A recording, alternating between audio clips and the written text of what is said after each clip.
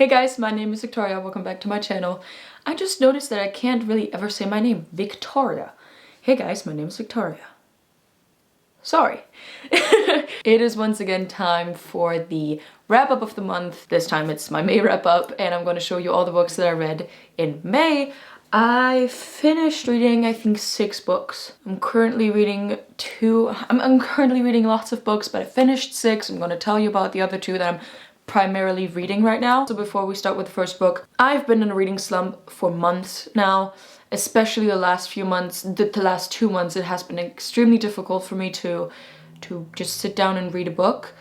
I've been talking to my therapist about ADHD. It's pretty likely that I have it, but yeah, it's been difficult for me. I don't know, I think because I have university now and YouTube like full time, my brain's like, okay, we don't really need any other distractions like I did last year. So it's been a bit difficult for me to experience books the way that I have last year, which is really sad, and I hope that I can get back to it soon. It's not even that I don't want to read, I want to read badly, but I just... Anyway, I'm gonna talk to my therapist about it. But the first book I finished was a poetry collection which I listened to on BookBeat, which is called Woman Eat Me Whole by Ama Acentua Diaka. I probably botched that name. By the way, please excuse me botching names also in the future. I try my best. So I really liked this poetry collection. I gave it 4 stars. There were some poems that I liked more than others, obviously, but overall I liked the writing of it. And I'm gonna read you the quick description. A bold, mesmerizing debut collection exploring womanhood, the body, mental illness, and what it means to move between cultures. Touching on themes from perceptions of beauty to the betrayals of the body, from what it means to give consent to how we grapple with demons internal and external. Woman Eat Me Whole is an entirely fresh and powerful look at womanhood and personhood in a shifting world. Moving between Ghana and the United States, Diaka probes those countries' ever-changing cultural expectations and norms while investigating the dislocation and fragmentation of a body and a mind so often restless or ill at ease. I feel like this is the perfect summary for the book because I definitely want to have this as a physical copy and then again listen to it someday, because when I listened to it I was really into it, but it's sad because I couldn't annotate anything or take notes, because I believe the best way to experience a poetry collection is if you have the book in front of you and if you have someone reading it or you reading the poems yourself. I really want to get into more poetry, especially from authors that are not dead, that are right now writing, right now practicing this art form, and support them more, especially people of color. It's amazing how you can, I think, dive into their world, and especially in poetry, to understand it more. This kind of poetry, the author's poetry, really gave me a good picture and image of what women, especially women of color, have to deal with. But also, as a woman, I found myself relating to some of the content of this book, and that is always brilliant, and I recommend it to anyone who's interested in poetry, especially the people who feel like they want to know more about how women feel, especially women of color, because it is an ongoing discussion, it is an ongoing conversation that is very difficult and very hard to deal with. And at times in this book I found myself feeling really, how can you say, like I was uneasy at some points, not because I did not like the poems, but because the content in this book was graphic and it was sometimes hard to deal with because you're confronted with the daily problems of women. And as I said, to some parts I was able to relate to that. It's incredible how we women have to deal with this shit. And what I love is people being able to pack their trauma or make their experiences that majorly have been negative into art and make them sort of beautiful, although the topic obviously is devastating. I really love this book. I'm gonna get a physical copy to extend my poetry collection. And if you have any suggestions, please let me know, but I can highly recommend this. And if you have BookBeat, definitely give it a listen. The next book I finished was apparently One Last Stop by Casey McQuiston, and I actually have this book right here. I read this while also listening to the audiobook. I think I would rate this 3.75 or 4 stars, maybe a bit more. So let's discuss it. This book is about August. She's a 23-year-old student. She has been through multiple degrees, not really finishing anything yet. She doesn't really know what she wants from life. She lives in New York and wants to live this typical New Yorkish life, which, by the way, before I forget, you really get this kind of New York atmosphere when you read this book. So if you're a fan of New York, definitely read this book. And it starts with her moving into a new place with roommates, 3 people that are very, very different, but super fun. I love these characters. I think it's great when you read a book and you are obviously interested in the protagonists or main character stories. Actually, there is a difference, but we're not going to discuss that now. The side characters are able to contribute so well that you really fall in love with them. And I think that happened with this book. So August, one day, finds herself on the U train, I think, just a train, and she sees this gorgeous girl. She later finds out, after befriending that girl, that this girl is called Jane, and then she also finds out that this girl has been on this train for over, I think, 30 years. So it says, Jane doesn't just look like an old school punk rocker. She's literally displaced in time from the 1970s, and August is going to have to use everything she tried to leave in her own past to help Jane. Maybe it's time to start believing in some things after all. I first of all liked the characters. I didn't love all the characters, but I really did enjoy listening to them or just reading their story, and how especially August deals with her mother, because that was one of the most interesting parts for me in this book. So August's mother deals with something very terrible in her life because her brother went missing many years ago, and her mother still deals with wanting to find him and also kind of loading that upon August, and she doesn't have the best relationship with her mom. And I found that very interesting because I don't think I read a story yet about a person that is a side character that experienced such a terrible thing, such as losing a sibling, losing a loved one, and not knowing what happened to them, but them influencing the main character's life. So you see everything from August's perspective, and you realize, or you kind of find out what it might be like to deal with such a situation where you are not directly involved, even though it's August's uncle. So she is directly involved, but it's not her that has to go through this pain of, I lost a brother and I don't know where he is. And that was really interesting. It's not the most present thing in this book, but it appears time and time again. I found that very interesting. I don't know, I really can't explain it well, but I haven't seen that yet. And I thought that this was a really interesting point that the author put in this book. So that relationship was really interesting, but the entire romance of Jane and August was sweet. It was sweet. There is spice in here, so explicit content. If you're not a fan of that, you should not read this book. But I liked it. I enjoyed it. It was good. I don't need it in a book, but if it's there, why not? Also, I think a lot of people like it, so. But their entire chemistry, I think it was pretty natural. And the difference of the characters was really apparent. I really like this book. If you want a sapphic romance, I highly recommend it. Let me just tell you one thing that I found out after being on Book Talk for a while now. I don't do it myself, but I consume it. And also BookTube and Book Instagram. There are some cultural references in this book, kind of like bit meme-ish, can you say it like that? Yeah, some might call it cringe. I hate that word. I don't want to say anything is cringe really, because I think that's so stupid, undermining people's tastes or judging people's tastes. But if you're not a fan of cultural references, yeah, maybe you should read other books. But I liked it. It did not annoy me as much as in other books. It did not annoy me as much as it did in other books. Okay. The next book I finished was Marriage of a Thousand Lies. I read this on my phone and I gave this 3.5 stars, and I'm gonna read you the summary. This is, by the way, by CJ Sindhu. I hope I said this right. Lakshmi, called Lucky, is an unemployed millennial programmer. She likes to dance, have a drink or two, and she makes art on commission. $50 gets you a high-resolution digital images of anything you want and a nice frameable print. Lucky's husband, Krishna, is an editor for a greeting card company. Both are secretly gay. They present their conservative Sri Lankan American families with a heterosexual front, while each dates on the side. When Lucky's grandmother has a nasty fall, Lucky returns to her mother's home to act as caretaker and unexpectedly reconnects with her childhood best friend and first lover, Nisha.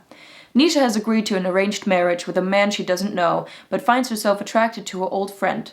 The attraction is mutual, and Lucky tries to save Nisha from entering a marriage based on a lie. But does Nisha really want to be saved? And what does Lucky want anyway? To live openly means that Lucky would lose most of the community she was born into, a community she loves an irreplaceable home. Lucky, an outsider, no matter what choices she makes, is pushed to the breaking point. First of all, I want to talk about the fact that the author gave the main character, so Lakshmi, I hope I'm saying this right, such a different and kind of like Western, I guess, name, like Lucky. And as I am a white woman, I would just like to know why. Because reading this book, I think my favorite part was learning about the Sri Lankan traditions and about the culture, about the religion, the legends they grew up with, some of them at least, the food, the wedding traditions, and the clothing especially. I loved that part. And it spans throughout the entirety of the book. It's everywhere. And I really, really liked that. I liked the main character. I like that she's flawed, definitely flawed. She doesn't really know what she wants. And one thing that really stood out to me is that some of the actions that the protagonist took, she did not really think much about it. It just happened. Like in the next sentence, she just said yes to a thing that I thought she would say no to. So she's not predictable at all. It was kind of refreshing to read about a character that is not, you would think that she's not thoroughly thought out, but while you think about it, you know that she is, because she's flawed, because she is unaware of what might happen in the future and unaware of her own wants and needs. And that was great. I really liked that. Even though it might not be that good for the character, I really liked that aspect of the book. The romance part with her and Nisha it wasn't my least favorite, but I think what is really strong about this book is the ending. The decisions the characters, all of them, make, the representation and the presentation of this culture that obviously is not universal, but I thought that was really, really well done, and I love that. Reading about people being oppressed and not being accepted by their family is always heartbreaking. I think it's horrible, but it is an important aspect that even though I kind of want to read more books about gay happy stories, queer characters get to have a happy ending and kind of stray away from the part where everything is flooded with negativity. And it is important to listen to these stories still and acknowledge them. Now the romance part between Nisha and Lucky, it was not satisfying.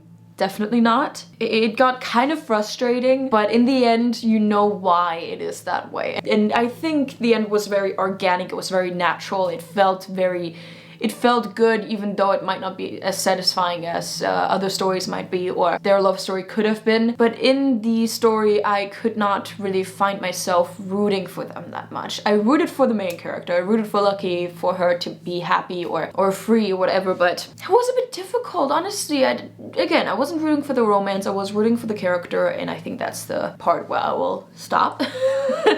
And yeah, I liked it. The next book I read was probably one of the most difficult books I've ever read, and a book where I ask myself the question, should everybody read that? And I would answer yes. But then I also asked myself the question, can everybody read this? And I was like, no. This book is called A Woman of Endurance by Dalmayanus, and I'm gonna botch this last name, I really can't say it, I tried for like a minute. Fiorora. I'm gonna read you the summary, and then I'm gonna just let you think for a while. This book was one of the most intense books I've ever read, or listened to. A Woman of Endurance is set in the 19th century in Puerto Rico, and it follows Paula, a deeply spiritual African woman who is captured and later sold for the purpose of breeding future slaves. The resulting babies are taken from her as soon as they are born. Paula loses the faith that has guided her and becomes embittered and defensive. The dehumanizing violence of her life almost destroys her. But this is not a novel of defeat, but rather one of survival, regeneration, and reclamation of common humanity. From the sadistic barbarity of her first experiences, she moves on to receive compassion and support from a revitalizing new community. Along the way, she learns to recognize and embrace the many faces of love, a mother's love, a daughter's love, a sister's love, a love of community, and the self-love that she must recover before she can offer herself to another. It is ultimately a novel of the triumph of the human spirit, even under the most brutal of conditions. I feel like this sums it up pretty well. I don't want to talk too much about the plot or how it all kind of wraps up and how I thought the ending was. I just want to say that this book really made a pretty big impression, and just like A Marriage of a Thousand Lies made me want to experience more stories of women of color, of people of color, because as a white woman I cannot say, yeah, I relate to these characters. I can relate to Bola in a way that she is a woman, and just imagining the gruesome things that she went through, it's really horrible and it's incredibly graphic. I cannot recommend this book wholeheartedly because I know that it can be very triggering, and it's, for me, it was really hard to get through because it got so graphic, it got so violent. Not only the things that happen to her, what other people do to her, but also what she's thinking about and what she experiences and what her pain feels like. It was so, the word that I can find for this is brutal. It was brutal and violent and horrible. But I'm so glad that I kept on reading,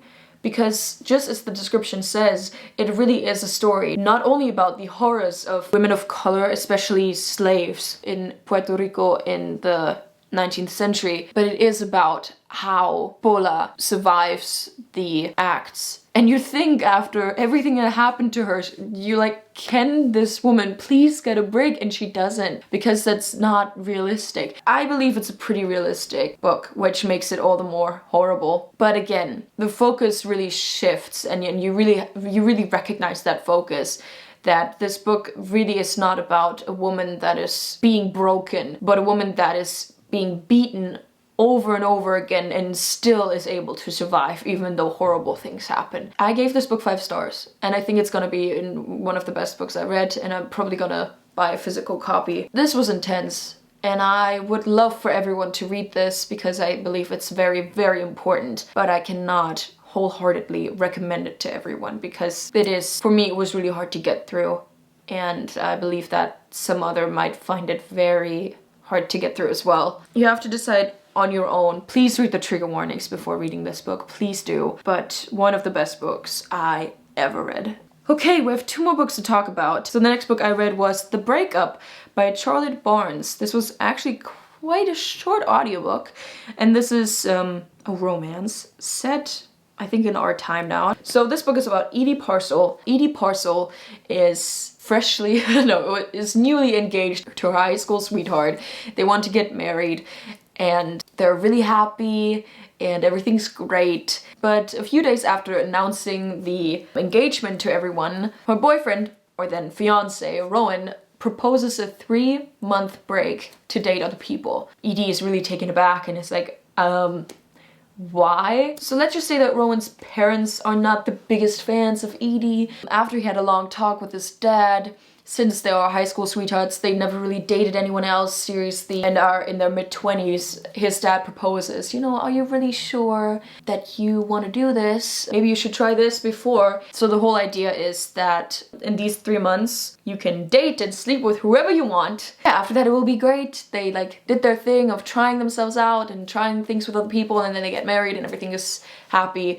And Edie does not like the idea. She really does not want to do it, but she is then also plagued with the question, is Rowan really happy with me? Does he want someone else? Or what if we don't do this and we get married and a few years later he resents me for not being able to try out and then cheats on me?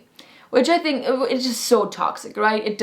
For me, it does sound wrong from the beginning, and I would just say, girl, run. But she has been with him for years, and she thinks... It turns out that Rowan actually cheated on her a few years back, I think. And obviously that leads Edie to have doubts immediately. But they go on this break. Rowan starts to sleep with other people, and Edie goes on dates. They do not go very well. But then she meets this gorgeous woman. She starts to kind of have like I wouldn't say relationship because it's not that serious. They never explicitly say that, but she doesn't really see anyone else except for that woman. Her name is, by the way, Fred, short for Winifred. That aspect of the story was really nice. I, first of all, loved almost all of Edie's friends. I loved the circle that she has around her. I thought, these are good people, you need to keep these people in her life. They supported her and really went with her through that time, and that was great. I really liked their banter and their conversations, and they were all a primary part of the story.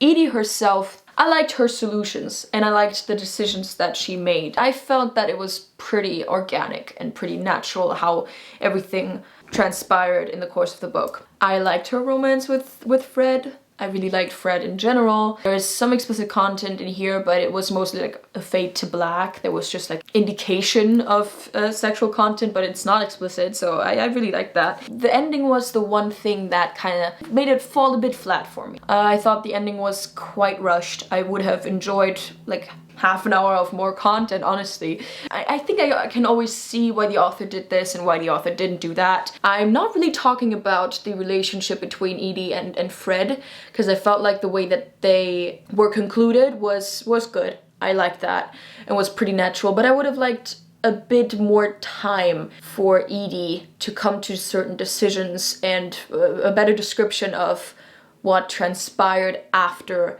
her decision. let me just say that. But I like this book. It was nice to listen to, and it was a good listen. By the way, I gave The Breakup 3.5 stars. Okay, and the last book I really finished, which is a tiny novella, it was I think 1 hour, is The Dream House by Laura Dockrell. Dockrell? I hope I'm saying this right. Rex has gone to stay with his godfather Sparky. Rex doesn't say much, but that's okay, because Sparky is always on hand with a cup of tea to enjoy on the sofa, set up outside like an outdoor living room. Rex has a sketchbook, and he draws how he feels, even if he doesn't talk about it. And in Sparky's garden, hidden under the canopy of the willow tree, is the dream house. A lovingly created space just for Rex. To dream, to play, to think, to be. A place he's loved all his childhood. But to go inside now, Rex must summon his strength for revisiting the ghosts of his past. Revisiting. Why is this so hard for me to say? An evocative novella revealing a boy's inner world, accessing his feelings through drawing and reconnecting with the people who love him, told through Laura Dockrell's vivid storytelling. I love the writing in this book. I thought the writing was so pretty, and I think this is a book you could think about for hours on end. I just finished it, so it's still very fresh in my mind. It felt like a very long poem, and I really liked that. And I also think that there's so much mystery and so much information that is invisible, that is written between the lines and can be dissected and can be analyzed, interpreted, because the names, first of all, they reminded me of names that you would give your dog. Not really here in Germany, but, you know, Sparky and Rex and there was another one, Sydney. And that, first of all, was interesting, and I thought, you know, this boy is sitting outside the entire time, and you wonder, is this a dog? Are we talking about a dog or a boy? So that's just one of my interpretations. It is not fact, but that was the one thing I thought about. But the dream house underneath this willow tree, I thought I could picture it very well, and I thought it was beautiful. One aspect that I might have missed was the drawing aspect. I thought that it was going to be kind of focused on that because the description led me to believe that, but it really didn't. It didn't that much, which was a bit weird. Maybe I just missed it while listening to the primary aspect, which is not even mentioned in this summary, is that Rex has to deal with very fresh grief. So he's in mourning, and I'm not gonna tell you too much about that, but I really liked how it was handled, how Rex adjusts to that. I think this is all I'm gonna say about this book. It wasn't very long, but it was, again, very pretty, and I liked it. Want to just listen to something for 1 hour. I think this is a perfect book to just, you know, listen to for fun, and then also being able to maybe like later analyze it more or really get into it and read between the lines, and that's always my favorite thing. Also, one thing that I love most about poetry is when you can just read or listen to poetry and then you're like, oh, I'm satisfied, so good, that was lovely, but then also think, oh, I would love to dive into it more. Okay, this was the last book I finished, but I'm gonna talk about the 2 books I'm currently reading. So I'm currently reading Elazzo, which I thought I would have finished, but of course I have not. This is by Darcy Little Badger. I'm reading this on my phone as well. So this is a book I'm currently reading, and the one I'm currently listening to, which I started shortly before I started filming, is A Good Girl's Guide to Murder by Holly Jackson. I have not read this book yet, but I've seen it everywhere and I thought, it's on BookBeat, why not listen to it? Again, I talked for a very long time. These are all the books that I read this month. Very different books in my opinion. My favorite one was Woman of Endurance. Let me know what books you read this month. What was your highlight? What is on your TBR for June? What is your #1 book that you want to read in June? I don't know mine. I will tell you about it in my next video, because my next video is gonna be, drumroll, no, my June Pride, TBR, and also books I can recommend. So I have a mixture of queer books that I read and also queer books that I want to read, and I'm gonna put them all in one video as like a huge Pride Month kind of recommendation video. And that's gonna be my next video. This was it. I hope you liked it, and if you did, please give me a thumbs up and comment down below what you would like to see next. Subscribe to my channel if you haven't yet, and don't forget to click the little bell next to the subscription button to never miss an upload. I update you guys on everything on my Instagram right here, and if you want to read some of my poetry, some snippets, my poetry account is also on Instagram. All the links to my social media are down below, including, as always, links to educate yourself or even donate connected to the war in Ukraine happening. This was it. Talked for over an hour. Again. Okay. Thank you so much for watching, guys. I hope you have a wonderful day, and I'll hopefully see you in my next video. Bye! But not them, but them only as... But them, it's time again.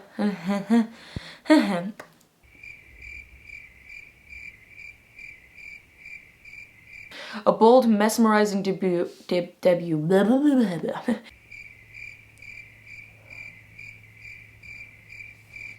Fun. It was a,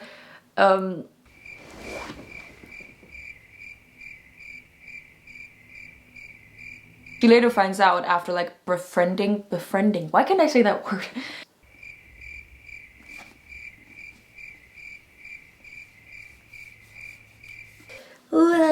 Okay, bye guys, bye.